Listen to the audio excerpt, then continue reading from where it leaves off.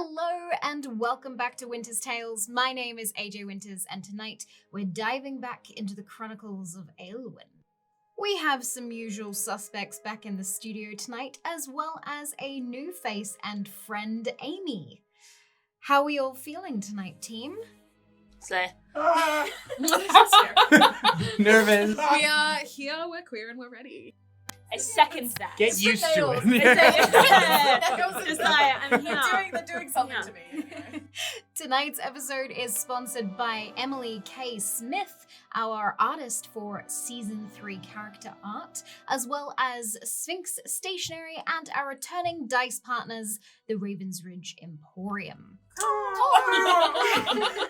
And the reason we have so many sponsors for the very first episode of Season 3 is because we have a little tradition here for our players, presents.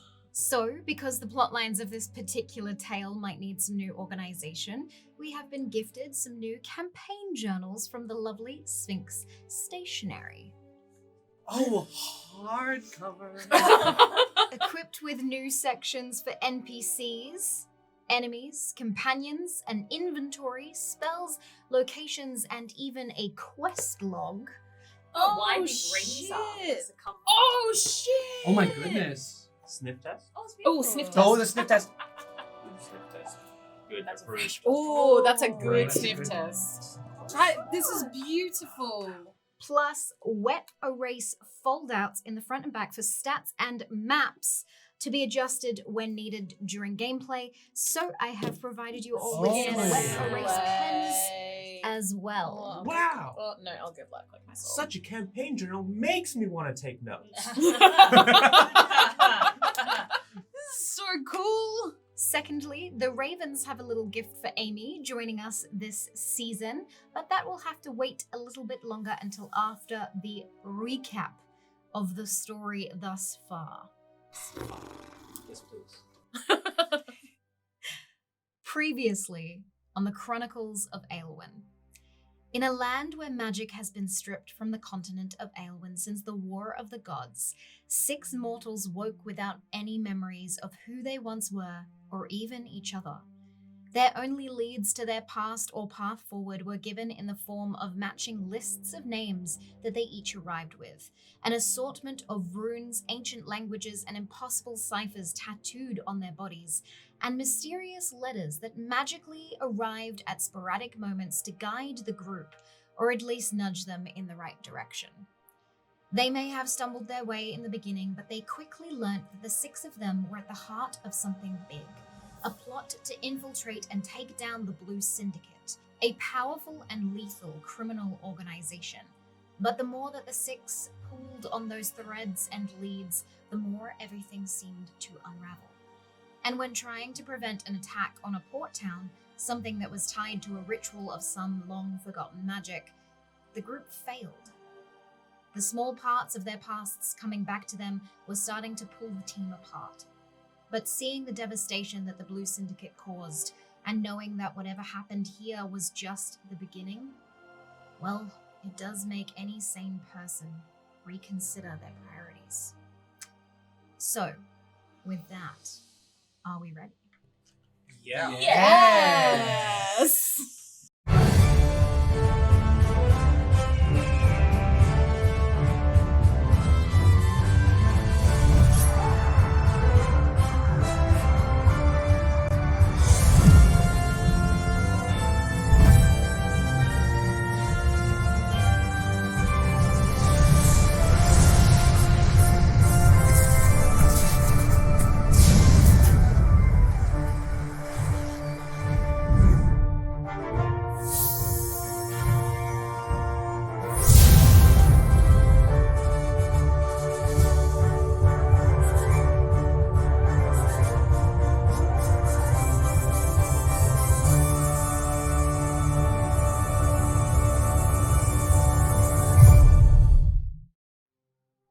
There are many games at play in the land of the mortals, and with many stories yet to tell, the ever-unfolding chapters begin to unravel.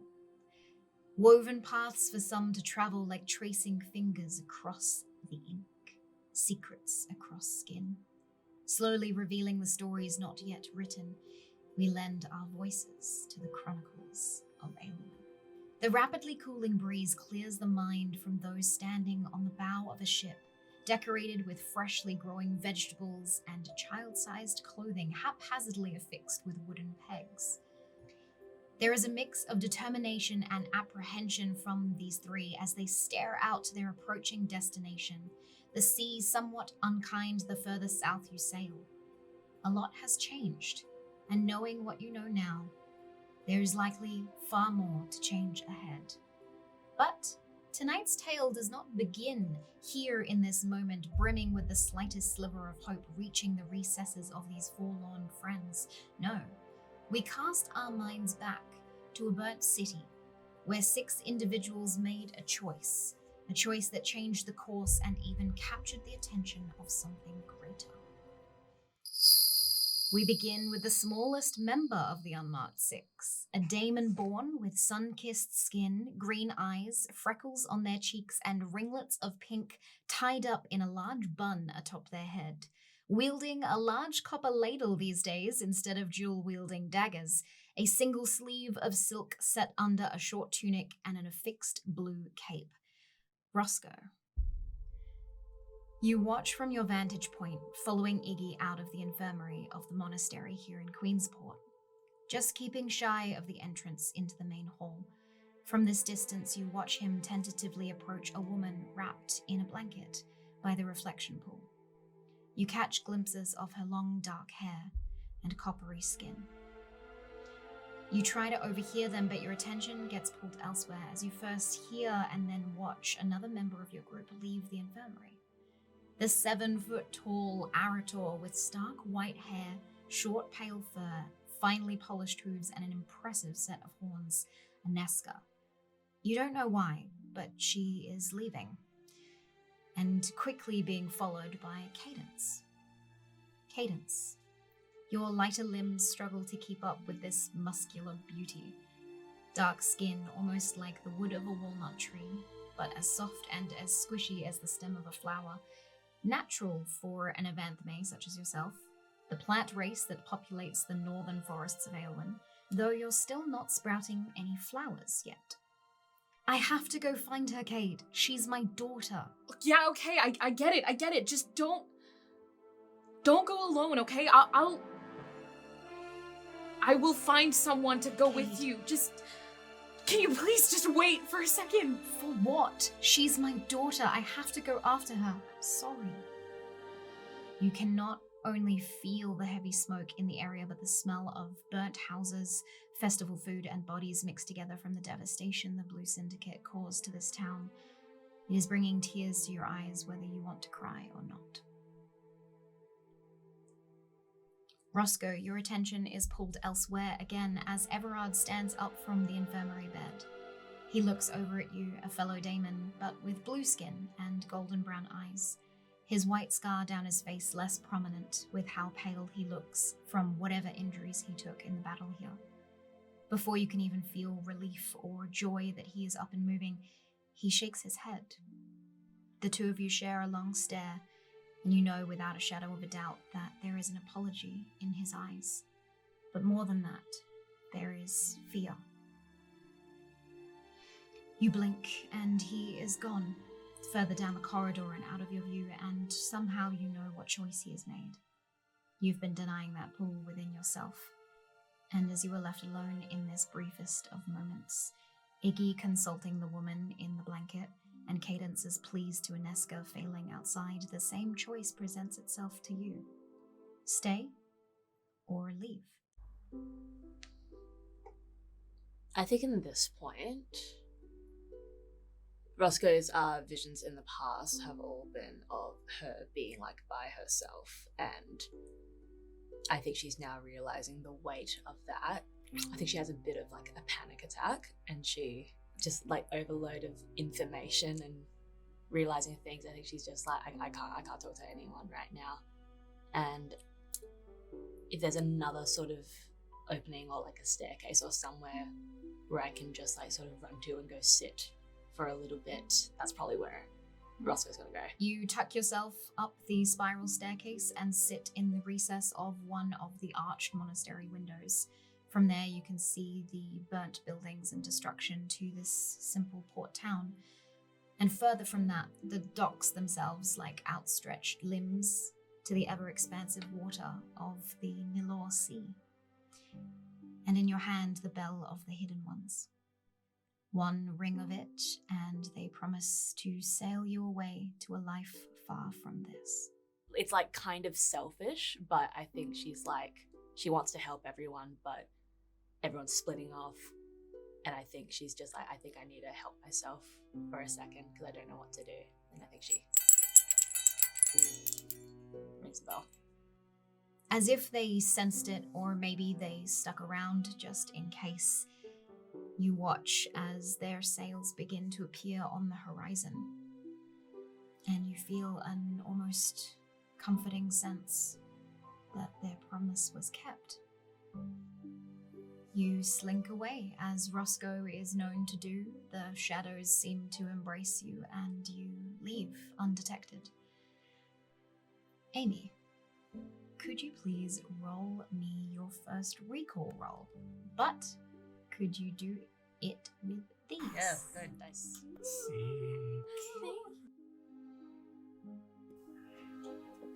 There's a light. It's an empty pad. You're dead. You're not unconscious. They're nice. Oh, you've got a little potion in yours. Oh, ho, ho. Whoa! Damn. Is that whole ass just potion in there? Yeah, there's like a Whole bottle. Little bottle. What? They're in like all of them. Holy moly, they're beautiful. Ravens Yeah, Ridge. Ravensridge. They know what they're doing. How the heckity hell? It's like a Maleficent green. Yeah, yeah. Mm. Damn. No, trustworthy. Every Disney villain ever. Go ahead and roll your first recall roll. Oh, it's real. Okay. 13? 13. In this moment, as you look at this man, a Leonid with bright green skin and yellow blotches, bright indigo hair, and long dragonfly wings that drape down his back like a cape, you feel almost comfort. He looks at you with almost sorrow in his red ruby eyes as he replies to you. I'm sorry, I don't think we've met before. You go to introduce yourself, but your mind is empty. There hasn't been a single memory come back to you since you have woken in the chaos of the attack. Looking at this man, you push further to the back and find a name, like a whisper. You grasp at it and you hear it for what feels like the first time. Caius. No. Cassandra. The letter you woke up with still sits in your hand. Find Ignatius at Queensport. I am sorry. He is the only lead that you have. My name is Cassandra. I was told to find you.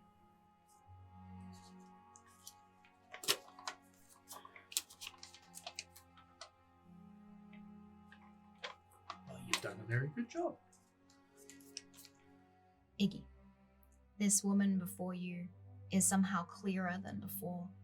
Like the memories you have of her are slightly blurred or out of focus in your mind.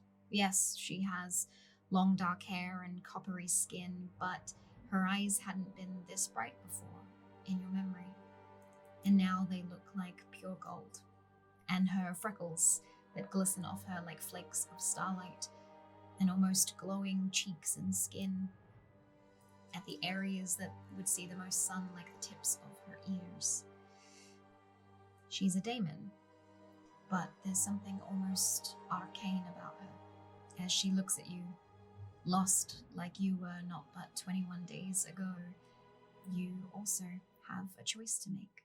His heart is beating so fast. And I don't think he initially recognizes sort of the arcane nature of this, but it is more sort of translating like imagination and hazy memory into like idealized self that he sees, and he thinks something and doesn't say it because he knows that there's no context for it anymore. And Iggy just goes like, right, well, I'm Ignatius. Everyone calls me Iggy, and there's no prefix to that. Just Iggy. There's no describing words before that, and is overcome with sort of a reinvention, an idea of reinvention, and then like pushes it down and just grabs for like a quill. I think I've got a scholar's pag. He runs to. Benezi is standing there. I rob him for for a quill. Have you got a quill, Benezi? He hands you a quill and ink set from one of the shelves off to the side. And he just writes a quick sort of addendum to the bottom of the note and gives it to Benezi. And says, well, we've got a long road ahead. I think I know what you're going through. I've been through it myself. It's not easy, but I know who might be able to help because they sort of helped us. I'll explain on the way, but we should get going. You head out of the side hall into the smoke-filled air of Queensport as we turn back to Cadence. Cadence, you walk back into the monastery defeated. Aneska has gone after her daughter, which is explainable. However, as you return to the bed that Everard had been in just a few moments ago, you are hit with something much less explainable. You run out to find Iggy and Roscoe, but they too are gone. Benezi stands solemnly by the reflection pool and gives you a sad smile. There is a folded up parchment in his hands. He extends it out to you, and you read the words that both make total sense and also none at all.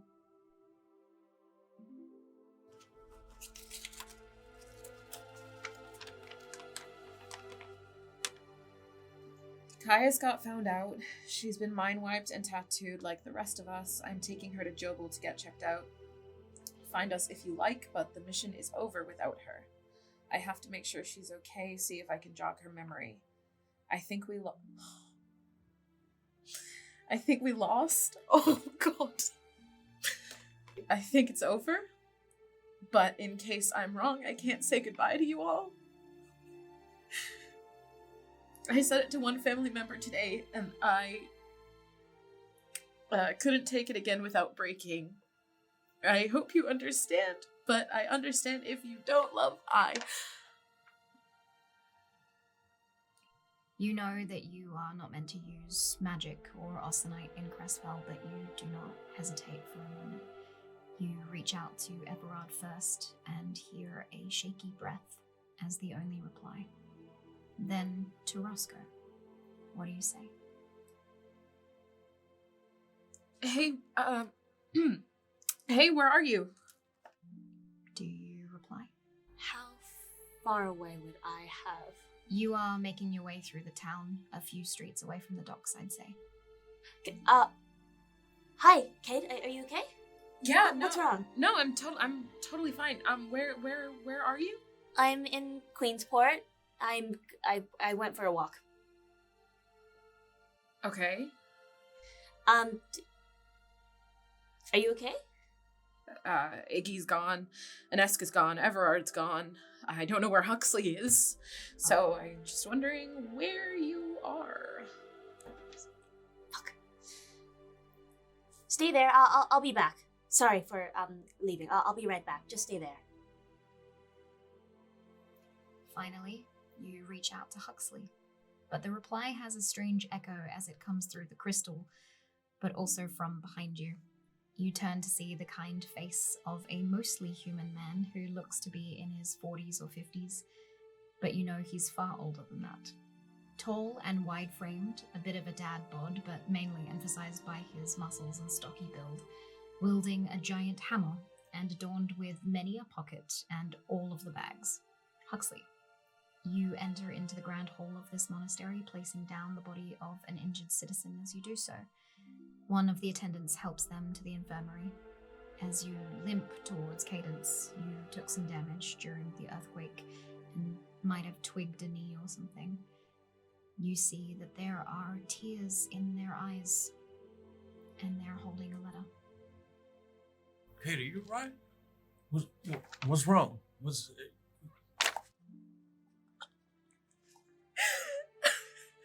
They're gone.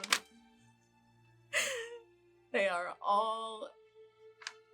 all gone. And I think it's really, really funny because for the first time in my life, I didn't run away, but it didn't even matter because everybody else did. Isn't that the funniest fucking thing you've ever heard in your life? What do you mean? They left? Yeah. Who left? Aneska went to find her daughter. Iggy went to Jobel with Caius, who got wiped, and Everard, who knows and who cares, but they're gone, and Roscoe is somewhere and maybe coming back. I don't know, but it's funny. It's funny because it's all just bullshit. It's all bullshit. Everything. We're not a team. We're not a family. We're 6 people that the world has shat on so much that the only way that we thought we could get through it was to lose our memories. Like it would be better. Like we would amount to anything. Roscoe, you are walking back into the monastery as you hear the words from Cadence. We're not a team. We're not a family. So I'm still out of sight, right? They haven't seen you. Roscoe just sort of goes, I don't know what the fuck I'm doing. And just quickly tries to find something to write on, or somehow I can leave it like some sort of note. You could search for an office or ask one of the attendants for a quill. Don't know why she's trying to be so mysterious. I could just talk to them. Because it's cold. I know, right? There is a lot going on at the moment. Hey guys. Hey, are you almost here? I don't think I can come back, Cadence. I'm sorry. Hey, Roscoe, are you okay? Yeah, no, Why can't you come back? it's just too hard. I don't think I have enough resilience to keep going, but I don't. It's hard because I love everyone so much, but it's just not good for me in my head anymore. But I want you both to know that I am safe and I am alive, and I'm so sorry that I'm doing this to you. But I'm still here for you. I just don't think I can come back. That's all. You see the glow of the Austenite dull once more. Oh, everyone's gone. I think we lost. I think it's over. We've lost many times before, and it's never been over because we always get back up. But everyone's gone. Come here, kiddo. And Hux just hugs Cade. Just us. They left and we stayed. There ain't no point in us being here. Where are we supposed to go? Hux looks around and sees the harbor full of boats. We're gonna steal a boat. Actual? We're gonna steal a boat. If everyone thinks that they can get on just fine by themselves, then go ahead and do it. We're gonna get on fine by ourselves. The two of you set off towards the dockyard in search of a vessel. I want to while we're leaving, I want to take the note. You take it with you, following Huxley as he storms off on a new mission. Hux isn't even being You know sly about it. No. He's gonna Beat walk some up to him. people up. Look, actually, when you think about it, a lot of people are dead. A lot of people are dead. Who's gonna So be mad? there'd be a lot of boats that are just Unmanned. unmanned. If anyone gets in Hux's way, I think there is just sort of like a dark sternness that's on Hux's face right now that is just kind of like, if you get in my way, bad things are gonna happen. Good to know. Roll an intimidation check. That will be a 9 plus. Plus, let him finish. Let me finish. Let him finish. An 11. As you approach the least manned dock, no one seems to pay you any mind. You search for a small craft, kind of a gaff cutter, with a big enough hole that maybe you can sleep within it, but not too big that you wouldn't be able to man it with Cadence alone. With a mainsail and a jib, nothing too fancy, and currently no owners in the vicinity or even any crew, you're able to get on and start untying the ropes. The craft begins to drift, and using your very limited knowledge of the skills you learnt when you were with the Hidden Ones, you're able to get out to sea and raise the mainsail. Which direction are you heading in? Can I remember from like a map or something like that, using the stars to orient myself where the Shattered Isles are? Roll me a recall roll. 15. You can. You wait until the sun has set and let the stars guide you. This feels familiar and comfortable, but as you sail towards the Shattered Isles, you begin to feel the pitter-patter of rain start to fall. And before you know it, you have sailed right into a storm. With a 15, a memory comes to you. It sort of clicks into place like a rusted gear, slower than you would have liked. But you remember that the stretch of ocean between the Shattered Isles and the main continent of Aelwyn frequently suffers ruthless storms. Legends say that it is Nalor trying to keep the mortals apart. Being the only two crew of this craft, you battle against the rising waves and the heavy winds. Sea pours over the sides of the ship, dousing you over and over. This is not an environment for an Evanthime. The salt water soaking into your skin, making you feel ill, like you're almost wilting. This probably wasn't. I know that we were going through a lot and we were very sad. This is probably. I'm thinking about it now. This maybe wasn't the best thing that we could have been doing.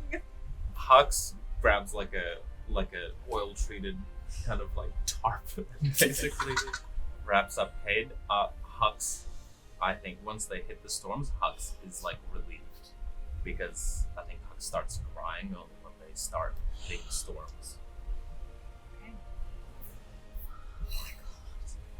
Like lash yourself to the wheel. Deranged ship captain. Yeah. Buttercup.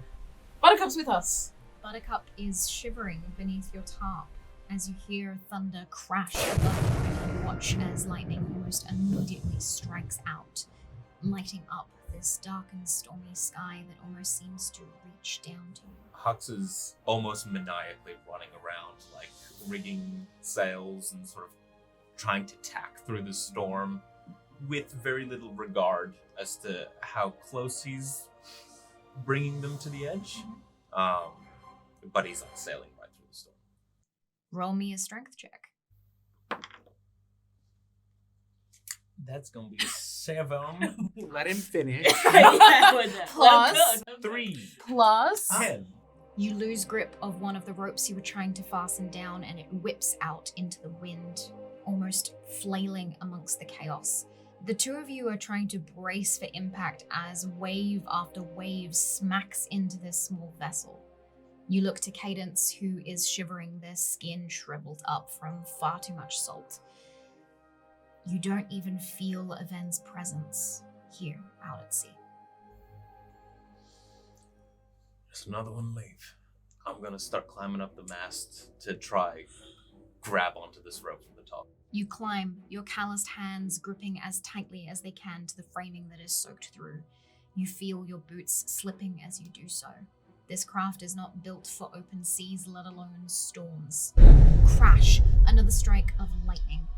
This storm seems particularly set on taking victims in its menace as it continues its front. You grab hold of the rope, battling against the storm itself. Cadence is literally just screaming like, "What are you doing?"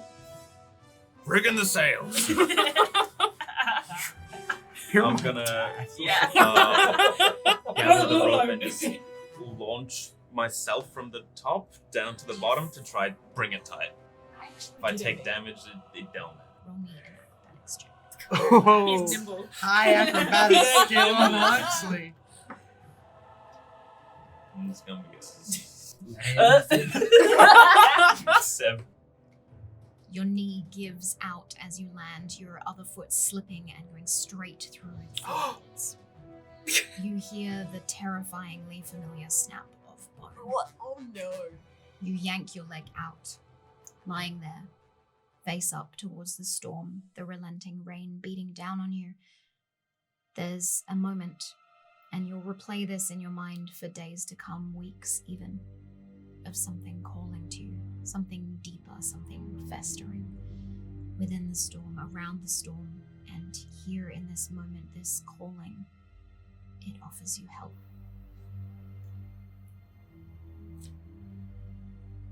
I'm tired of losing. He'll take it. Like he grabs it. As if latching onto something, hooking in, you reaching out to this calling acts as a hand to hoist you up.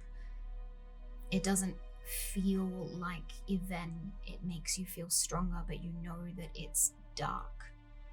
You don't know what you have done, but you have accepted help from something greater in this area. And for Cadence, you two will replay the events of this evening for weeks to come. As Huxley stood back up, uninjured from his fall, and sailed the two of you through a storm and across the vast seas, safely to the Shattered Isles. You know deep down that you should not have survived that night. We cross and shift forward in time to a little later in the season of Prinos. Iggy, Cassandra, you have spent 9 days crossing Aelwyn to get to the city of Austin. How did those 9 days go traversing the terrain and the wilderness with a, for the most part, stranger? What do we get up to? What do you think we did? Well, you would have led it all. Yeah, so yeah. I would have been on my own. I think Iggy is like absolutely not retracing his steps because he knows that they were tracked at various points. So I think Iggy is absolutely relying on the good nature of others. He's pushing all the bad feelings down. I think over those 9 days, he accepted that what he said was true, and that they don't know each other. They haven't met before. And that sort of takes so much weight off what he thought meeting Caius would be like. Having to live up to his own expectations for what he thought they perceived him as, and like a whole bunch of really complicated feelings just got really easy and really, really dumbed down and simple. So I think it's like free reign. Free reign. Itzy, Shrek, and Donkey travel montage. Are you Shrek or am I Shrek? I'm green. Okay. You can be Shrek. Yeah, you just see sort of images of like Iggy like pointing at his tattoos and explaining what. Are we the same? I don't think we are the same, but like definitely the easily viewed tattoos, Iggy's just gonna be like, oh yeah, and here's what's on my arms, and here's what's on my leg up to the calf, and no further. Like some quick cuts of Iggy just being uncharacteristically nice to people, and like really pushing all of his snark down, and I suppose moving forward in a way that he hasn't been able to do this whole time. His sister behind him, that sort of thirst for vengeance and lack of closure, he's just shrugging off, because how could it serve him anymore? But yeah, I think it's like day forest, night mountains, day tundra. I can think exactly which montage you're talking about. Me pointing at the moons and being like, 2, weird, right? Oh, there's 2. Why is There's there 3. three? But you can only see a couple at a time, right? Currently, you see 3 moons in the sky at nighttime. 3, and he's like, I don't know why that's significant, or strange. How much do you relay to Caius? 100% everything about the Blue Syndicate. Okay. His whole history with them, his sister, his personal history, I think, excluding the parts with Cassandra in them. I think what he tells her is that, like, they're secret agents. And they had a handler, and the handler has recently been sort of found out and then killed. Okay. I'm just making notes for all the things I have to send Amy later. He tells her about Garbage Cat. Garbage Cat is how can you pin Garbage Cat down? Garbage Cat is a Rorkin, so it's like a large predatory animal, feline, and mine would eat anything. So I called him Garbage Cat. Cat has no significance. I just think it's a nice name. But garbage because it would eat anything. But not you. No, because we had a bond. Ah. And then I left it in the town. and then I left it and I got on a train. Because we had to get on a train. And then we met this guy. How do you feel in this moment? Lost. It's just so much information that has no ground. That's fair. For 9 days, you've been listening to stories from Iggy, 2 seasons worth of a backstory, might I add, in a world that doesn't really make sense to you, and trying to piece it all together. But hey, at least for those that are joining us in the story here, they can learn alongside you and your character. There was particularly one interesting thing to Iggy on the journey, and that is that Caius also had a list of names on her person when she first woke. It's a big list. However, some of the names are crossed out. Allegro Mahala has been crossed out. They're not with us. And Cyrus Highkeep has been crossed out. Oh, Allegro. What I is forgot it? about that guy. We know Cyrus Highkeep and Carmen Tordo were killed. Oh no, Allegro. You haven't been informed about Cyrus Highkeep. You never fucking met up with Cyrus Highkeep in the Highkeep. Correct. He points out Cornelius Crowley, the Blade King, and it's like, oh, but he's tough. He's tough. Sounds like it. But all these other names are the same. You would have to cross-reference it with the other lists. The problem being, you do not have your list on you. Huxley has all of the documentation in Huxley's bag.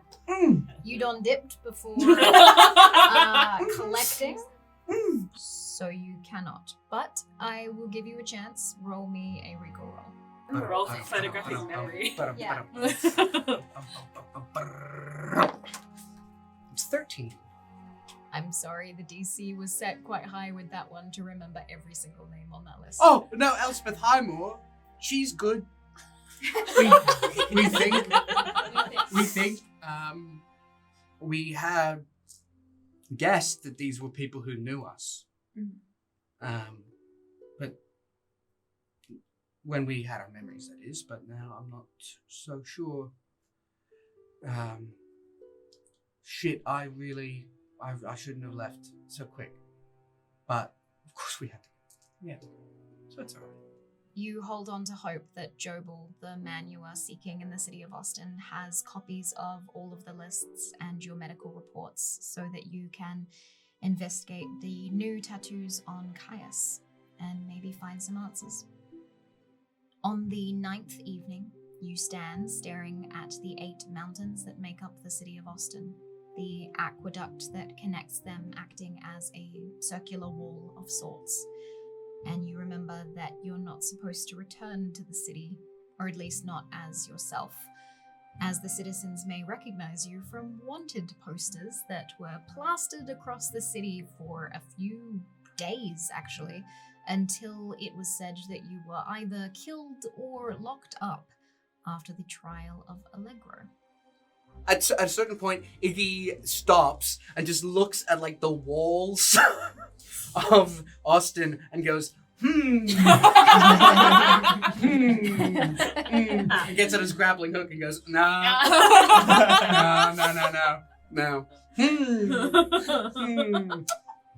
Oh, actually, yeah, I think I can try something. Oh my god. All right? Alright. And it's gonna be wild. Cool. Okay? But let me just concentrate for a little minute. And thank God. Which one? All of them. He rattles them off. Jeez. Angry one. Do you know any of them? Yvonne. Huxley. Put in a good word. And he casts fly on them both. Okay. And how that manifests is beautiful. Because out of his wings, sort of an echo of his memory of his sister's wings forms. Iggy's sister Valentine was a female Leonid, which means that around the age of 12, whereas Iggy's skin became brighter and his hair more vibrant, she began to grow her second set of wings. I can't fly, but my sister could fly. All the other Ethids that I know, Leonids that I know. Ethids are special, like special people, but people fight them for it. But I'm magic. No. And he grows these like beautiful illusory dragonfly wings that sort of reflect the starlight prismatically off of all of the different leaf-like sort of structures throughout them. And if you try really hard, you can fly with them. You can't feel them. They're not like a limb, but when you think about flying, they start to flutter behind you. It's a real deep down, think a happy thought, Peter Pan kind of thing. Yay! That's really cute. It's very sweet. Iggy furiously thinks to himself, "Don't say I'll give you one. Don't say I'll give you one. Don't say I'll give you one," and says,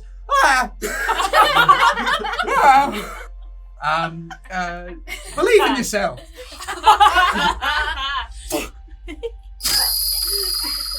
And we have a fly speed of 60 feet, which is real fast. And we sort of shoot through the air. You do so. The two of you, shaky at first, fly up and over the wall.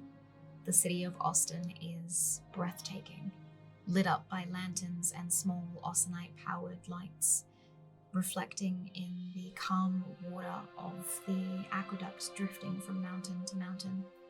It's the dead of night, so there are no crafts ferrying people around, and most of the large entrances are closed.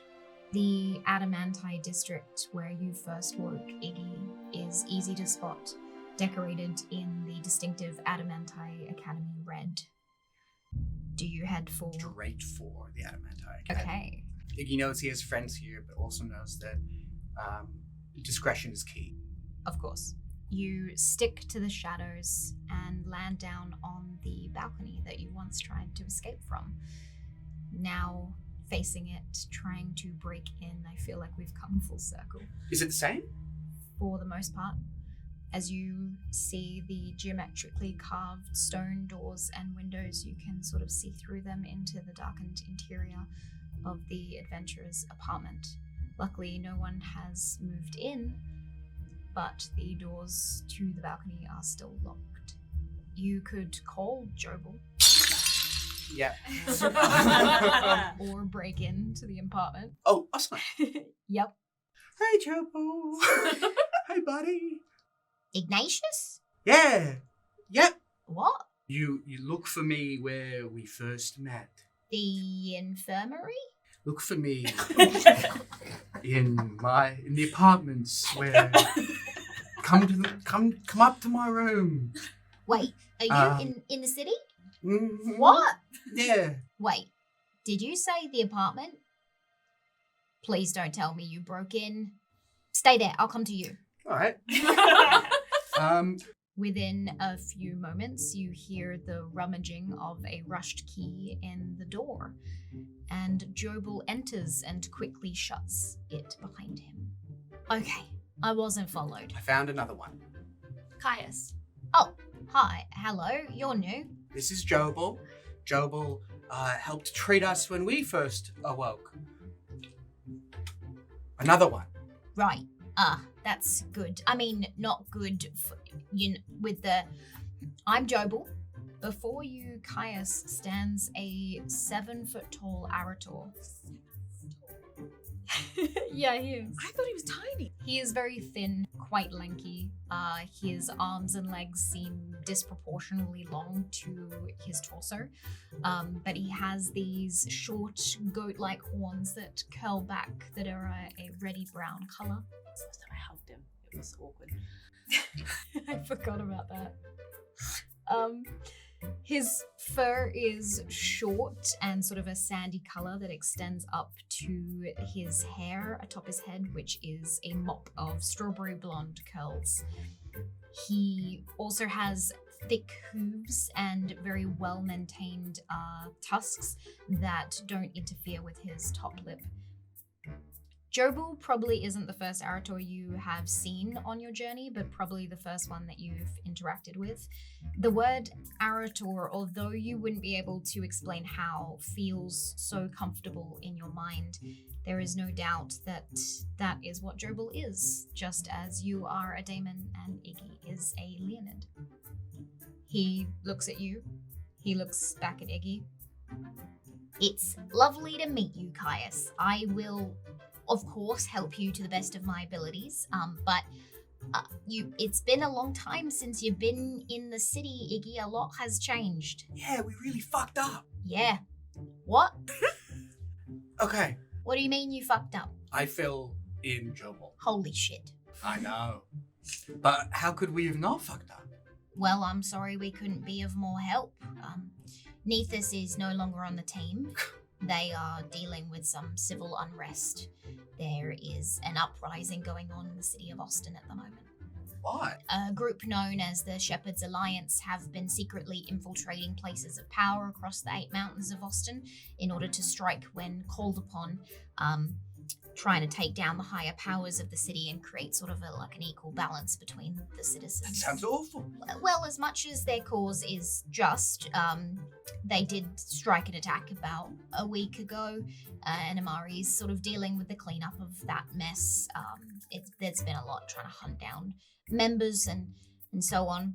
That sounds just... We should not stay here. I can sneak you down to the infirmary, and then you can stay at my place until we suss things out. But first things first, we should probably test your blood. That's fine. He begins to sneak you down to the infirmary using the stairwell instead of the elevators. And you spend the next 5 days with Jobel in this manner, sneaking in and out of the infirmary and even down to the archives late at night, gathering research, investigating the ruins and such, you're starting to get answers, and some of those answers are in here. The Manila folder. Manila? I hardly know her. Ha! Thank you so much. I'm a comedian. I share this with you. Hot. Let's go. Oh my. Okay. Oh, hello. It's a power pose. That's a big power. Yeah. Can we see? Ooh. This is Oh, interesting. wow. Okay. Oh, okay. hell yeah. Oh, the See. freckles. Ooh, beautiful. Some of your runes are as unknown as the others, but he has guesstimated a few, like the key-shaped rune and the sort of directions. Directions. To where? Subject to. Oh no. Oh, we all need to come together and get off and there. I can't remember. So again, make it work. Hey guys, we're gonna take a close up look. Dribble has also placed your age range around 20 to 25 in appearance. But Roscoe looked around the same age, and Roscoe was like 100. 700 and something. 700. Something. So we got some time. Give or take a few. One of the other symbols tattooed on Caius is an Ethid partnership rune. Oh. Oh. What? Very annoying. I've got one of those too. Yeah, feel free to cross-reference Iggy's medical report as well. Same amount of Oblivion Serum and whatever the toxin is, but Jobel's hence figured out that it's toxin A. Oh, I just labelled it Toxin A because it's the first of its kind. Are there any more? No, not so far, hence calling it Toxin A. Okay. Also, the origins of Caius's features, Jobel has noted that they may be from Venenfell, which is the long-lost civilization that Cressfell took over the land of. Whoa. Yeah, that doesn't exist anymore. Yeah, your golden eyes and the starlight freckles and patches of light-coloured skin, that's very unique. I'm unique. Was Huxley from Bentonville? Mm-hmm. Could you actually It's your past wounds that's interesting. Light scars at various healing stages across the entire body. Some from a thicker blade, and others from small swords and or daggers. I was like a warrior. Yeah, you're pretty badass, I think. This was Huxley. He was the Unmarked second, I suppose. Oh, so this one. Yeah, so that looks some of this. Yeah, I do see that's sort of similar there. Those are also directions, and there was some thoughts about he also had some kind of directions on him. And then here's a marking that he had that is a time or key. You also have a rune key shaped, and over here, you see he had a marking on him that was a star chart of some kind, and it looks sort of similar there, but it's overlapped with another one. Geez, the boys figured out this was like a language. Some of this was like a language. I wish I could talk to them. All right, Jubble, what do we, in your professional medical opinion, what are we looking at? You're perfectly healthy, and it looks like you know how to fight with swords, so that's cool.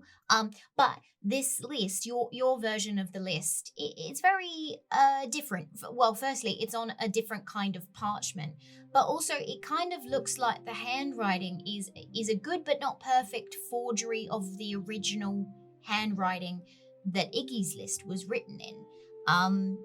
But more concerning than that is the fact that these names are being crossed off. Oh, they're being killed. Yes, yeah. Well, here's my theory with that. Because Allegro was put to death here in the city of Austin. So, do you still have contact with him, or do you think he's actually dead, or maybe it's misinformation? He helped lead us some ways, and then we split off. So there's a potential that Allegro is maybe still alive, but is maybe also dead. so that's concerning. But also, the paper is different. It's a much better quality. It's thicker. Yeah, but that is odd to me. Also, I double checked because I thought I was wrong, but there's a name missing. Oh, really? Which one? A Sindri Dworkin.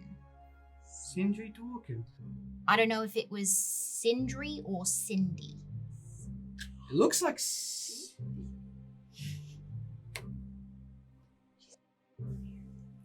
Whoa. Oh. Okay. You want to share that epiphany? Did I know a Cindy? I knew a Cindy. There was a big sort of question mark about Cindy, I recall. On the day of the attack, you had a memory come to you of yourself and Kay discussing getting an engagement tattoo. You saying it would just be between you and I. And Kay replied, yes, and Cindy. I think a figure that was significant in our past, because we're secret agents. Of course. Obviously. Of course. Okay. What I think it is that you've managed to, when you were still undercover, sort of nudge the enemy away from that person. So I think they're really important.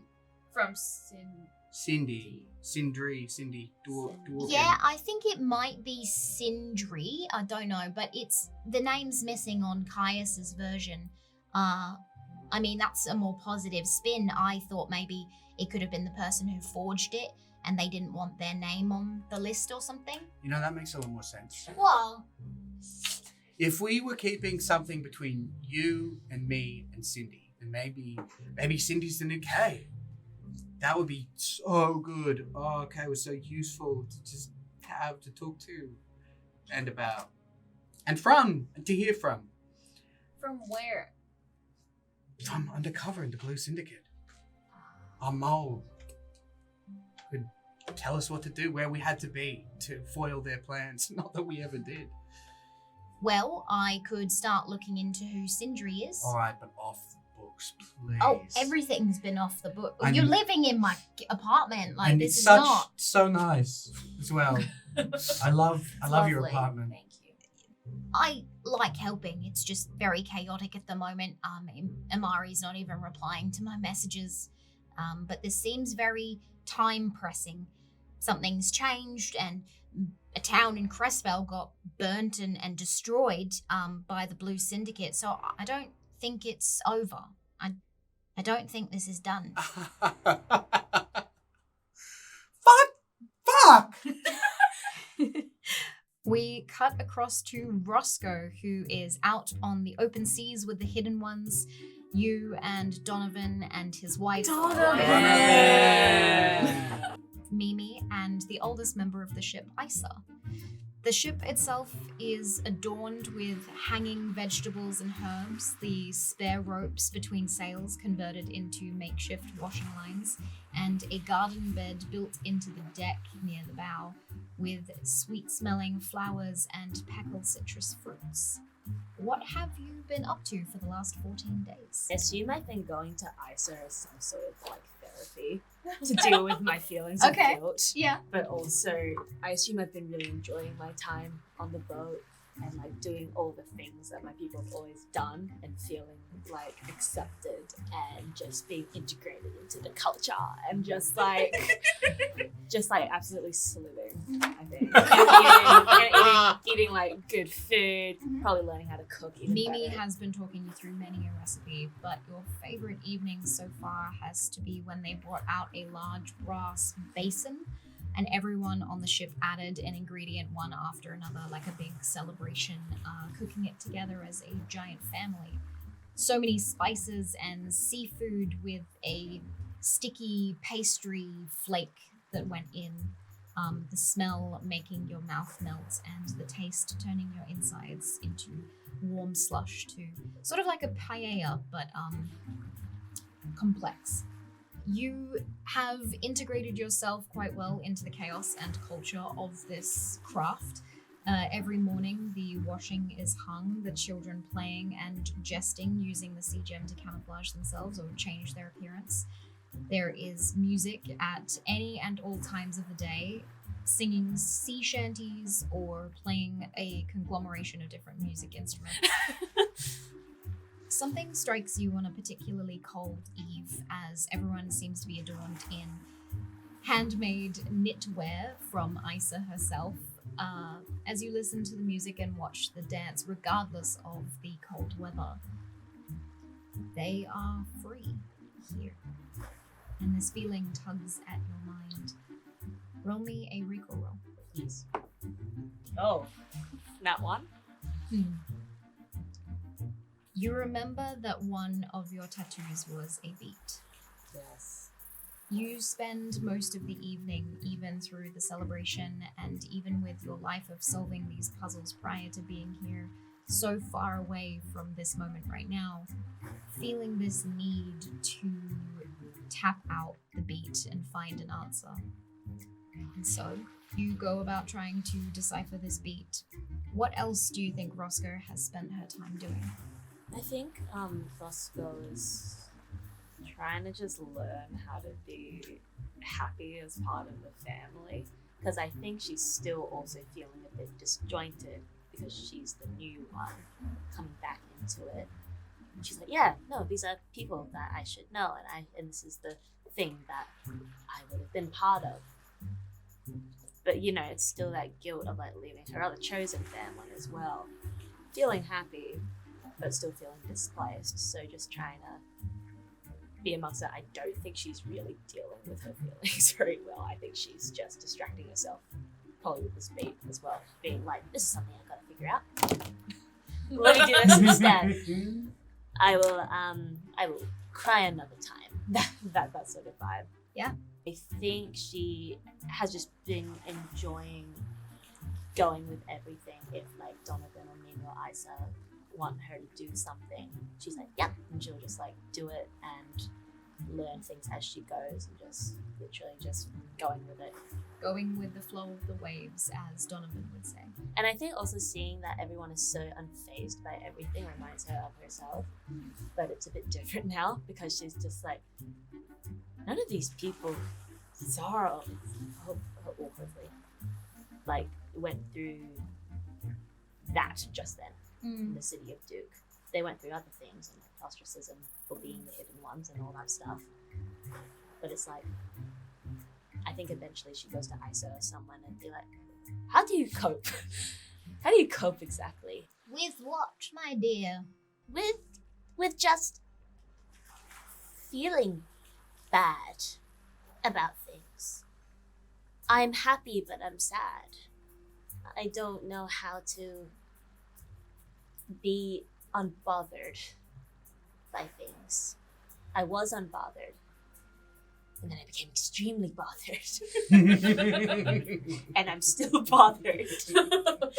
There are some things in life we give focus to in order for the other parts of ourselves to rest or relax.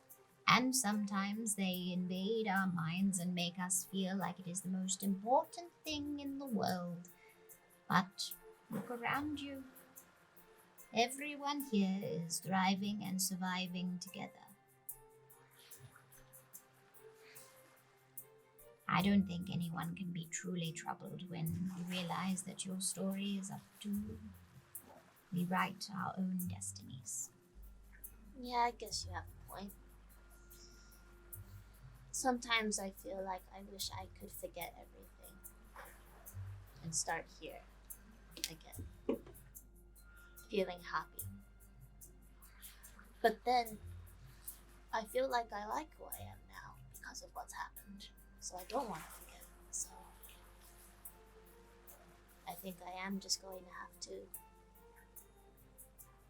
keep going from this point onwards. I really miss my friends. Why don't you call them, dearie? I don't know, there was something that one of them said. I feel like they wouldn't be very happy to hear from me. I feel like I hurt them really badly.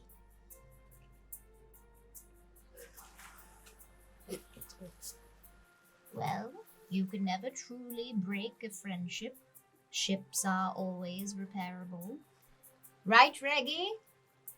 Isa tugs on a rope, and you see a boy, maybe 18 or 19 years old in appearance, swings down, holding 2 hammers, his red pointed ears barely peeking out from the mop of messy fuchsia curls.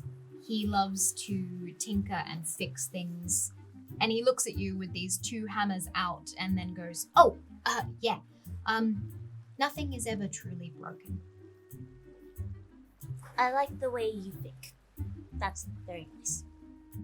Thanks. You look cute today, Roscoe. Oh, thanks, so do you. He swings away on a rope out of earshot this time, and Isa shakes her head. Is that what everyone says to each other? Or is he flirting?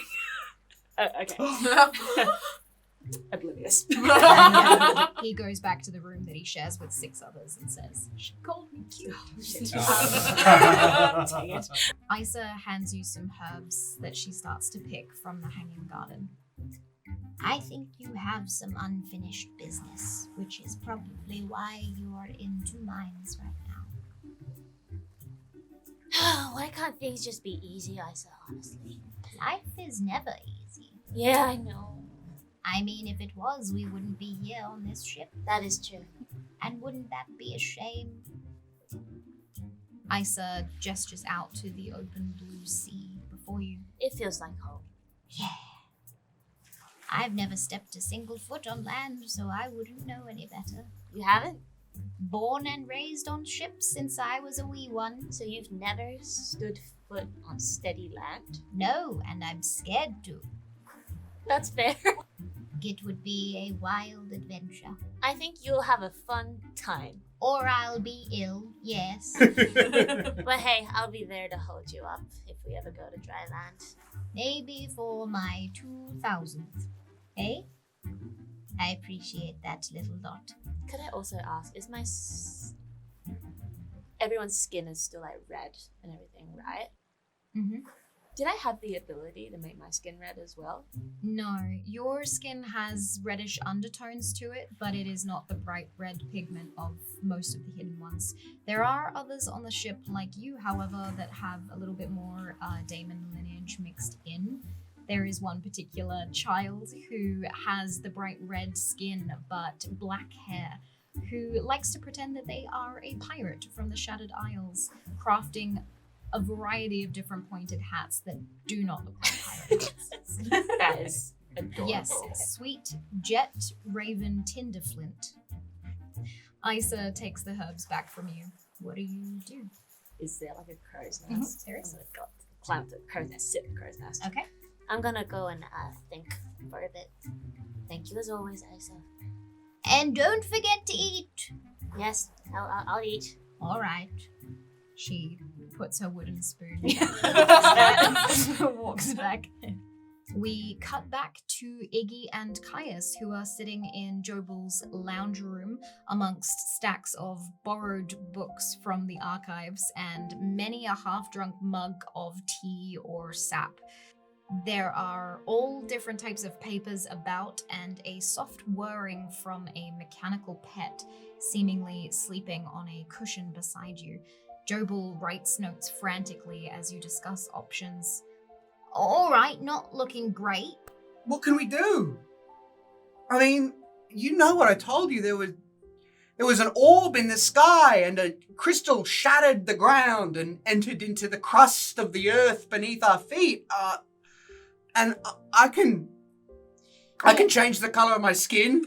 Okay, let's start at the crystal thing.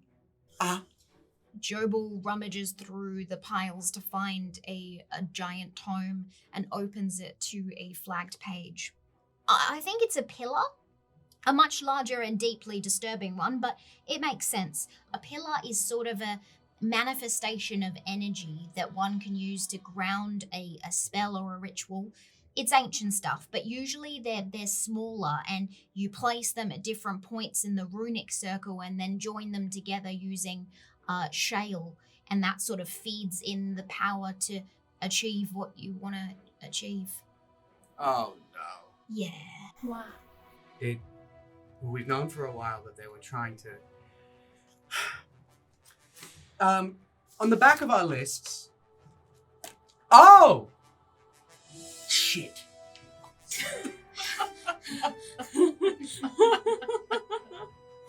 On the back of all our lists, there was invisible ink that sort of... if we all arranged them, would look like a big runic circle, sort of used for rituals, but huge. There were different points on it as well, right? Different ingredients, blood, austenite, sea gem. Oh shit, the Cade did that. You can't detect, like, magic or anything. There wasn't anything on the back of Caius's one. Different paper, definitely a forgery of the original handwriting, and no hidden ink. Shit. So, I guess we need to find Sindri. Also, don't know if this is super, well, actually, no, it might be super relevant. Just a theory. You mentioned the tattoos change. And that the dots on Cadence's arm were being crossed off. Yeah. Well, it could mean that the markers are being crossed off every 2 weeks, roughly 18 days apart. So... It would place the first one at being crossed off on the 71st of harvest, which perhaps was the day that the 6 of you got shipped or sent to the city of Austin. Then the second one was crossed off on the day you woke up. Don't know if that's a coincidence. And then the third one around the 16th or 17th of Prenos. And going by that, I would know when the last one would be crossed off, which would be the day before the week of night. Oh, sick. That sounds really good. I love that our timer ends at the week of night. Yeah, I thought it was a little suspicious as well. So how long is that away from now? Well, it's the 33rd of Prenos today. The week of, like, bright, happy sunshine, right? That would give you 10 weeks, 90 days. Well, that's a long time. Yeah, kind of. It's been like 2 weeks, 3 weeks. Oh. No, heaps more, because we did traveling. Yeah. It's been like 5 weeks. Yeah. So we have 10 weeks from now, or we have 5 weeks? 10 weeks from tomorrow. If I'm right, another mark on Cadence's arm will be crossed off in the morning. And we can only really cross-reference that if we've got Cadence. Or their arm. What a fuck. I didn't mean it like that. Do you have some way to teleport arms? I don't, but tell... What were you gonna say?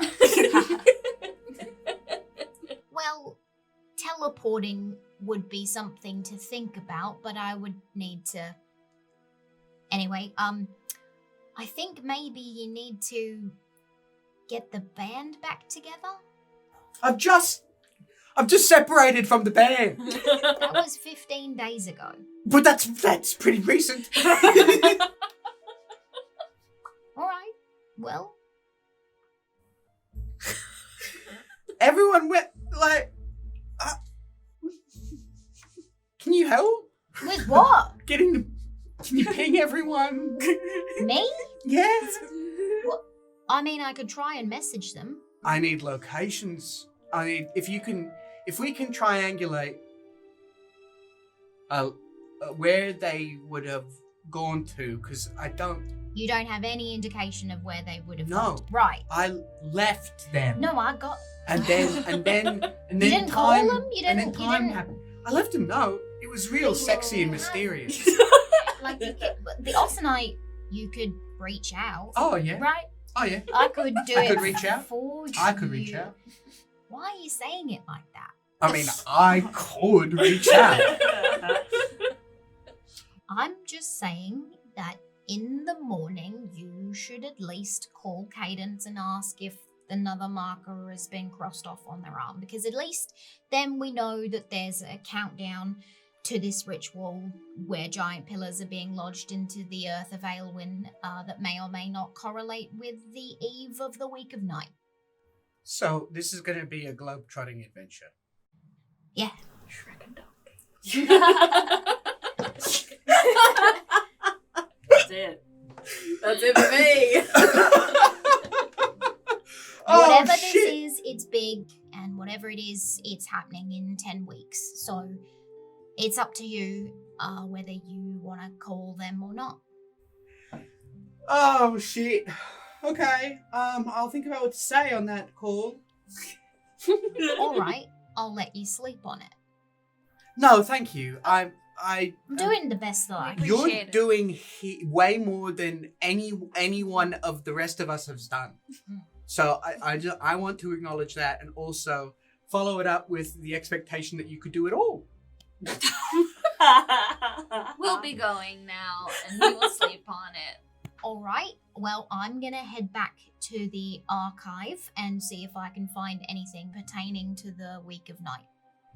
Week? What is that? The week of night. It's where the biggest moon crosses in front of the sun for 9 days, throwing the land into darkness. Yes? Does Anyway. anything particular happen? Depending on the culture, there's a lot of different festivals and such around that time. It's not usually scary, but the moons have always been tied to the arcane and the gods. So Whatever it is, it's going to literally reshape the continent. And I think the people who live there might have something to say about that. most likely, try and get some sleep. Udo, the mugs. The mechanical pet starts whirring and shifting from the cushion and begins fetching the mugs. Jobel loads some books into his arm and heads out, locking the apartment behind him, just in case. Hard cut to Iggy lying in bed, wide awake. Brilliant. Well, that is a perfect time to cut across to Huxley and Cadence. Amongst the haphazardly built structures made of old ships and scrap material in what is known as the broken glass of the Shattered Isles, the two of you have set up your hideout, let's call it, in a forgotten cave in the side of a trench. The low tide sloshes outside, and inside, the two of you have affixed papers to the wall, mostly maps and plans, also intercepted Blue Syndicate codes. But inside, you have started to also hoard some collections of stolen goods, mostly weapons, sharp sailor's ale, and barrels of blue. Today is a good day, as you finally got some information about an incoming drop. Huxley, as you kick the boot of a dead man that you had tied up and interrogated for said information, you turn to Cadence. You have 10 days to prepare. The Blue Syndicate have been smuggling weapons into the broken glass, away from prying eyes. Deadly projectile experiments using blue powder that you plan to infiltrate, whether to procure for yourself or to just stop from getting into the hands of others. Right now, Cadence, you are incredibly hungover, half hanging out of your hammock, so please describe to me what happens when you wake to find the person you were interrogating yesterday dead before Huxley. Oh, shit. Hey, I wanted to kill him. Kiddo, you didn't even get to the interrogating part. I'm pretty sure there was a half a bottle in you before we even got back to the cave. Yeah, well, shut up. Did you say anything? Did you get anything? Ah, the usual shit. I'll pay you money if you don't kill me. I'll I'll tell you all my plans. We're getting that anyway. I know. I got them zone of truth. I know. I don't know what they expect. Anyway, So stupid. the drop's happening soon. Shit. How You gonna soon? be ready? 10 days. Fuck. You begin to untie the now corpse as you make plans. You want to do the bridge trick? Of course I want to do the bridge trick. Yeah, right. I'm just wondering if it's gonna be a big drop. Do we use any of this blue, or do we just keep stockpiling it? I mean, I'm kind of holding out to find the Blade King and just light a match. true. I mean, we could use some of it for the bridge and then some of it for the Blade King. Stuff can be used for two things, Dad. Yeah, I'm just kind of really hoping for a big moment. Like a dramatic moment. Like, yeah, we won. Right. And blowing up an entire fucking ship is not going to do that? I was hoping there'd be several. Like, I'm hoping that the Blade King's not like a captain, it's like an admiral. So then it's just like a wow. Yeah. Mm-hmm. Well, we might want to find someone else to torture to find out where the Blade King is. Probably. Yeah. Probably gonna need to hit up another. With every single person you have interrogated, tortured, or bribed, it's as if the Blade King keeps eluding you. You know he, or at least his underlings that work for him, operate out of this area, feeding weapons to the rebellion against the Kaiji Empire for God knows what motives. More elusive than Cornelius Crowley, the Blade King, however, is the captain. No account of them seems to be the same, and even the information gathered seems more fiction than fact. Laced with flourishes, but when people believe it enough, even your spell seems convinced that it's the truth. So with that, what have the two of you been up to for the last 15 days or so? I think our whole thing is that we have been trying this whole time to be the good guys and to do everything like by the book and as nicely as possible. And now we're in the Shattered Isles and we're like, scrap that. It's no fair fights. It's traps. It's ambushing. It's all from the shadows. It's Cadence cutting off people's fingers. Quickest. Why? Like that level of being like, I'm gonna send this to your family if you don't tell us what to do. So you've changed your tact and let the darkness that called out to you shift your path a little bit, both of you going down a darker path than before? It's simply put, what we used to do doesn't work. And what we're doing now is effective. We haven't died. We haven't lost. We don't have anyone to lose. It's working.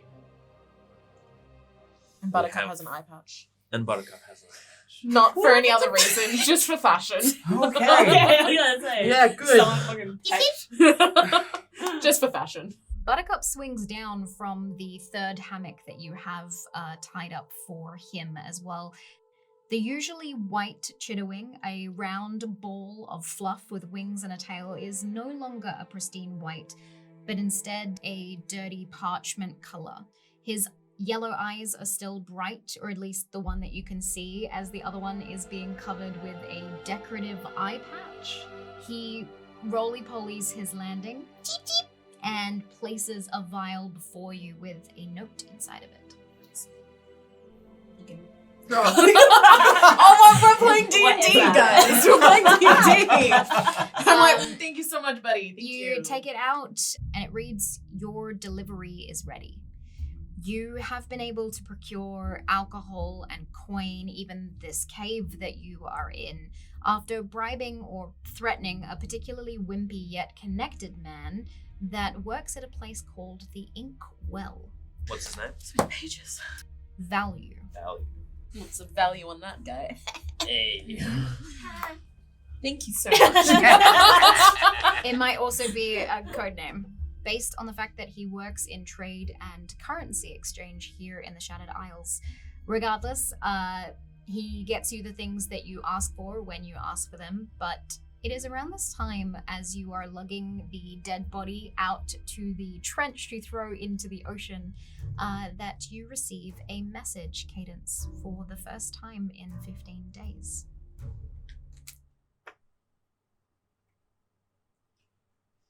Long time no see. Or talk. Hope you're alive and safe. Jobal's learned more contractions Yeah. about the Blue Syndicate's plan. But we have to reunite.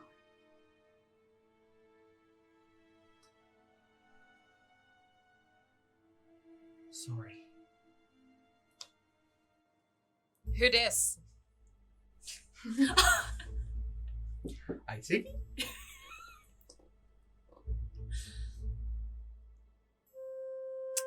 Yeah, Kaya's got found out. She's been mind wiped and tattooed just like the rest of us. I'm taking her to Jobel to get checked out. Find us if you like.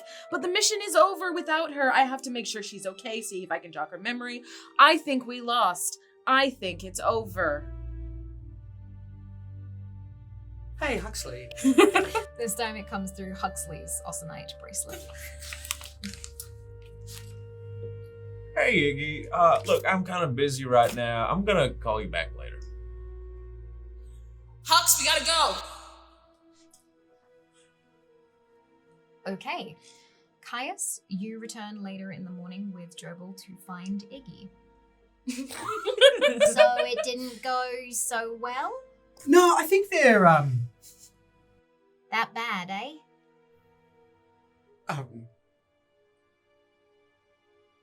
That's fine. Did you ask Cadence whether one of the markers on their arm was crossed off?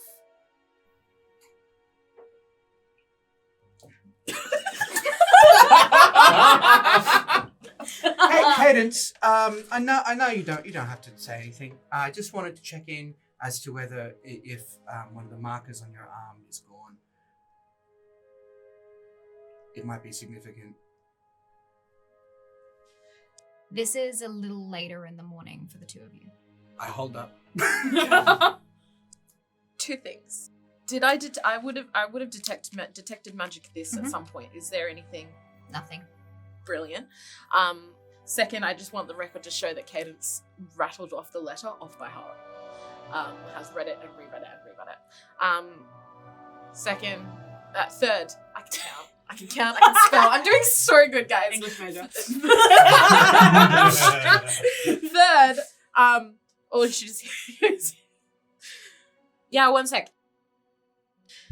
So, I have a science experiment that I want to try. How many bones of yours do you think I could break before you pass out? I just like to chip in and add that I could heal your bones, which makes this last much longer. I hear all this. Both voices come in loud and clear through Iggy's Osanite. As you were. Sorry, just so busy with work. You know how it is. What do you want? Has another one of your dots disappeared on your arm tattoo? I don't know. I hope you understand, but I understand if you don't. I look at my own. Is it? The fourth dot has been crossed out. Oh shit, actually it has. Yeah, we have 10 weeks. What's it mean, Iggy? It's a countdown until the ritual. So, a morsel of context. Every fortnight, a dot gets erased. And when the last one is erased, the week of night will fall. And whatever they were planning is going to happen. It's not over. I thought I could run. Just to protect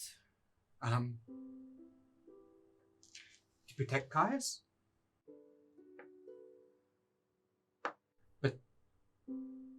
But everything's changed. Because we're the only people who know about this. I shouldn't have left. Being a hero is about protecting people. And I'm not a hero. But when I left, I was trying to be just a one person. Because she protected me for so long. It doesn't make it right, but for fuck's sake, that's a good reason. Are you gonna kill me? Because just do it. That man, he sounds so sad. He's right. We gotta be the heroes, and I'm not one. Just take my stuff. It's fine. Hey, Iggy, this is proving really effective. How many more of these you got in you? I don't know. I don't know, actually. Because there's a couple in the storage room that we gotta get through. I could do another one. Where are they? Are we gonna... Do you want to link up with them? How would I link up with them? I don't know. Where are they? Where are you? Shattered Isles. Shattered Isles. Oh, well, that's a little far. I can fly. I can fly for an hour. Let me get you a map. You call the next one of the Unmarked 6. Caius, I could actually use your help on this one. He seems to make an excuse for you and him to leave the room and give Iggy a little bit of privacy for the next call. You try to reach out to Everard first, and then Aneska, but you don't seem to get a reply from either of them. And next is Roscoe. Hey. Who is this? This is Iggy? Iggy? Mm-hmm. Oh my gosh. Oh, I'm so glad to hear you're alive. What? I don't know whether you're aware, but we've sort of all split up, and I've wondered. I kind of bailed. Relief. Hey, I did too, so Oh man. I hope that gives you some sense of relief. A little bit, I guess, but I couldn't do it anymore. It was getting a bit too hard. Hey, fucking yes. Yes, it's Okay, I'm glad to hear it's too hard. It's so hard. We're above our pay grade. We were getting paid? No, that was a joke, sorry. It's really nice to hear from you. It's really nice to hear from you. Where are you? I'm back with the hidden ones. I'm staying with them. I'm on their ship. So I'm just out at sea at the moment. That sounds great. Where are you? I went back to Austin. Did you? Yeah. Oh my goodness. With Caius. Caius? Oh yes, I saw. I didn't get a chance to say hello because things happen and now I'm on a boat. It's okay. I kind of. Well, that must be great, right? She got wiped. So. Oh, I'm so sorry. No, it's good. I think it's good. Have you been getting to know each other?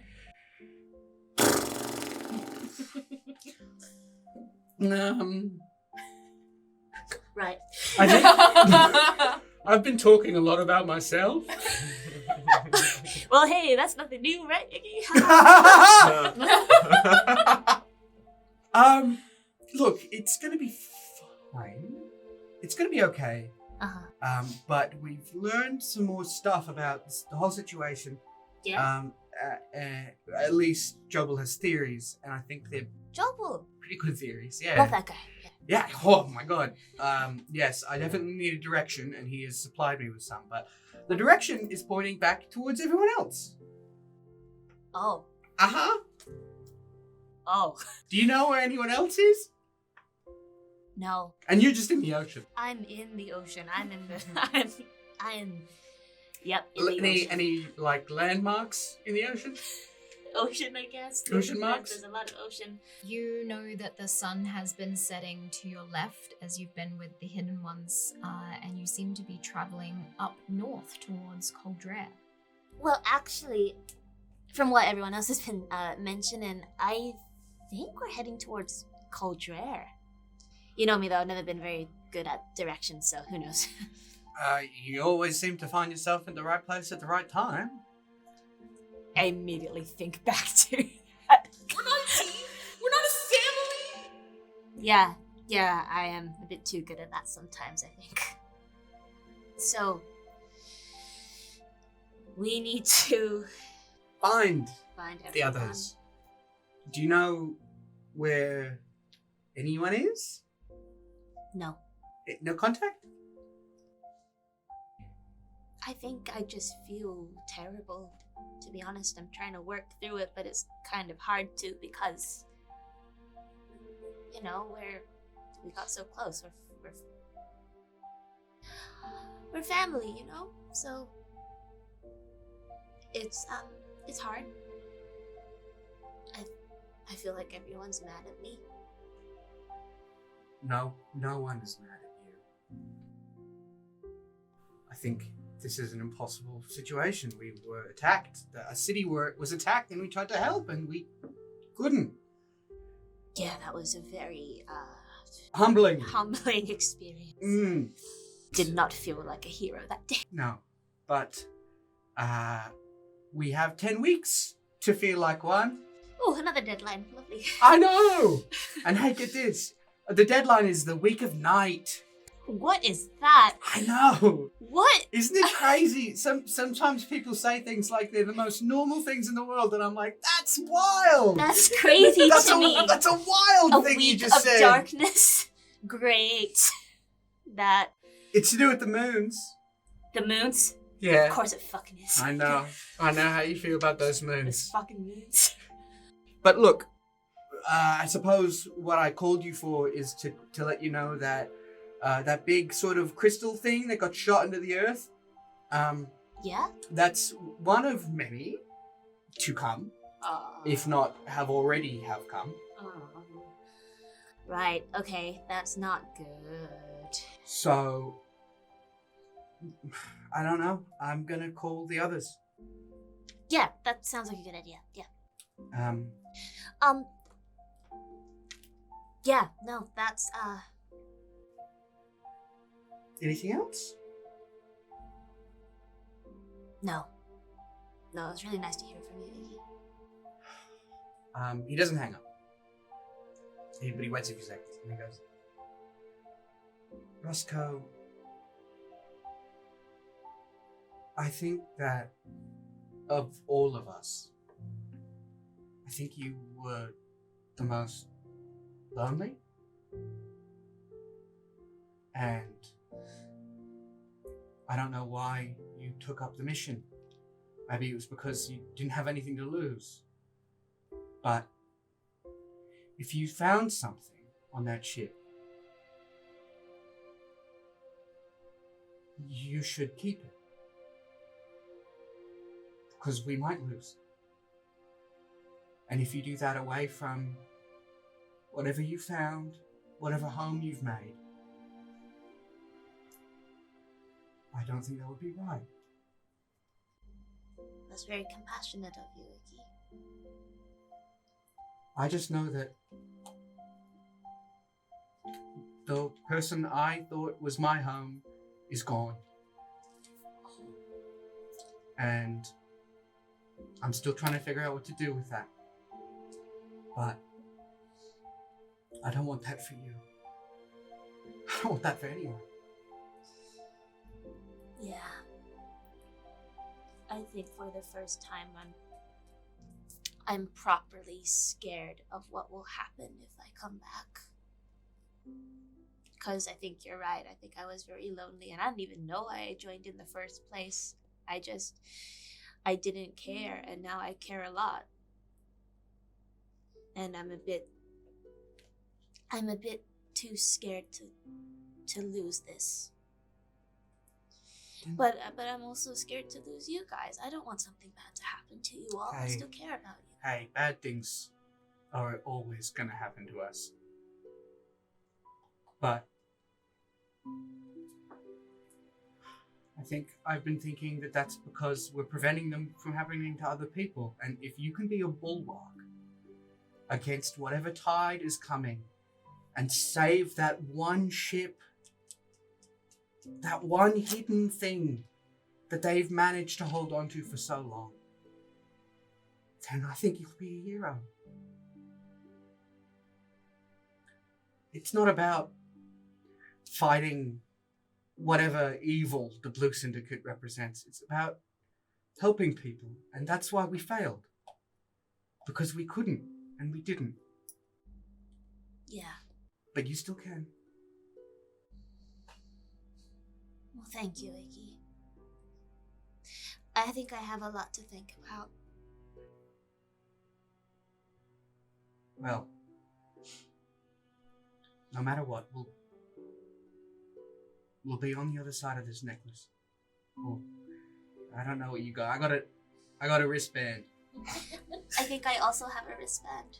Ooh, I have a wristband. We'll be on the I'm other side of the definitely- wristband. I'm talking into my wrist. Me too. It feels really weird to not make eye contact. It does, but like I feel everything you're saying, Nikki. Thank you so much. And hey, if you ever need, I'm right here. Same with me. Anytime. Really. Weight of the neglect that he's been shown to his friends. And he chokes up and then he hangs up. Okay, here is the best map that I could find. Jobel and Caius return and unfold this. Whoa! We love a map. We love a map. So they're down here, Yeah. and we are. In the mountains of the Trilands, south of the border of Kylandry. And we met over here. And now they're there. They're there, All and the way up. we've gone all the way up there. And I'm this way. So you said teleporting? Teleport? I have a very dumb idea with the slightest of chances that I could get access to something along those lines, but I wouldn't be able to do it for a while, and I Can you get us realized to- if we got 10 weeks. We just spent 9 days just getting back here. Yeah, I Do know. it again. Well, you might have to, or at least partially make your way there, and then maybe if I can get this teleportation adjacent idea off the ground, I might be able to meet you halfway there. Yeah. If Roscoe is able to, she could sail towards the edge of Natrava and pick you guys up, and you all head down to the Shattered Isles together. Yeah. Put in. That I'm- sounds like a really good I'm plan. very concerned about what Huxley and Cadence are doing in the Shattered Isles. Yeah. It sounds like they're hurting people. But- These are friends. They're doing what I told them we should do because that's what I thought we used to do. So, one of my earliest memories was burning a man because he thought he could tell me what to do. And I kind of thought, wow, I'm a badass from that. And I'm realizing sometimes, a lot of the time, no. But, I mean, we've been through a lot, and the Blue Syndicate does not pull punches. What did I used to protect you from? Everything. You okay? Yeah, we got the guy right here now. So round 2, if you're ready.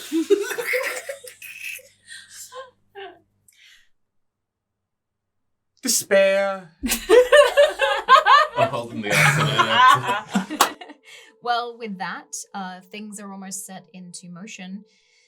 Jobel gets up to make another cup of tea, and the two of you are looking over the world map. Adventure awaits.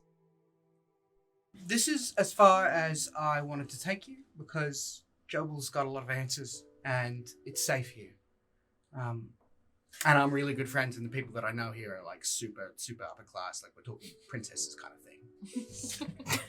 I was thinking of leaving you here because, I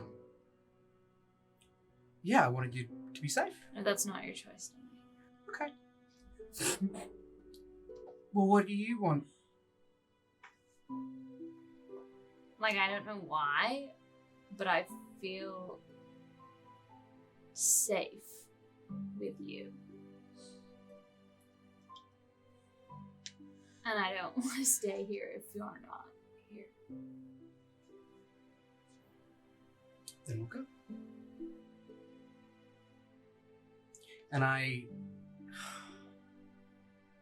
was going to say I pull out the letters, but I don't have them. Unfortunately, you do not. The two of you begin to make your finalized plans as Jobal actually hands you a pair of short swords, Caius. I thought, just in case, that you could maybe try these out on the road, at least for protection, and if not that, then to see whether you are good at it, I guess. And then, lastly, the only thing to ascertain is whether Roscoe can and or wants to take you to go see Cadence and Huxley. Do you want to say hi? To a stranger on a boat. On a boat? Yeah. Okay. Roscoe! How does it? Yeah? I think I'm helping with the boat somehow. I'm maybe hanging upside down at the moment, tying ropes to things. Hello? Hi, Hi, Iggy. sorry, this is Caius. Hello? Hi. Hi. Hello. I saw you the other day. I didn't say hi for reasons. That's Hello. fine. I've heard so much about you. It's so lovely to, meet you this way. What's up? Listen, we're heading to Natreva, to the port there. Uh-huh. And from there we were gonna go check in on Huxley and Cadence. Right. Could we have a lift? Please? Where do you need to be taken to? To the Shattered Isles. Let me get back to you. I'll be right back. I'm just gonna ask. There's all these like It's not a button. It's based on intent. And the intent is to hang up. Guess I'll talk to Donovan. Okay. Donovan is at the helm. Hey, Donovan. Do you remember my friends? Iggy. I sure do. The ones that got naked a lot. No, that's them. So they I was wondering if you could do me a favor. They, Iggy and their friend, they need some way to travel to the Shattered Isles. Do we have space, and are we able to do that? If it's important to you, it's important to us. Yeah, it is. Okay, well, I will let Iggy know, and I'll figure out where we can pick him up from, I guess. We won't head completely to the mainland, but if they can wade out to us or meet us out by the shore, then that works. We don't have enough sea gem to camouflage our ship at the moment. Things might get awkward at some point because we're going to see. You're in the Cadence and Huxley. I remember countless hours talking about them. Yeah. Are you sure? I think they're just gonna be like a little sad. That's all. But they're very compassionate, loving people. If they're your friends, I have no doubt of that, Chef. They are just going to be a little resigned. So maybe they're not quite as jovial as you remember them. It was a hard parting. Understood. But thank you. And so the hidden ones shift course towards the edge of Natreva. And Iggy? I book. A book? Transport? You book a Book some flights. bus? I Uber to Natreva. Joe Bull organizes a trader's cart that you can sneak into across the mountains heading west. You pack We pack. and begin your journey to reunite the Unmarked Six. And we brush forward in time once again to see those three figures on the ship staring out at the ocean blue, heading towards the Shattered Isles. A glimmer of hope resting within you. And that is where we're going to end tonight's episode. Thank you so much for joining us for episode 1 of season 3 of the Chronicles of Aelwyn. Thank you to our sponsors for making it all possible. Emily K. Smith for the incredible season 3 character art, oh my lord, as well as the new dice from the Ravens Ridge Emporium and the new campaign journals from Sphinx Stationery. This is just the beginning of the tales to come. We will see you next Tuesday. I was meant to go to wave. Boom, boom. We can do it again. It's so weird. No, it's fine. Keep that in the edit. Keep it in the edit. Keep it in the edit.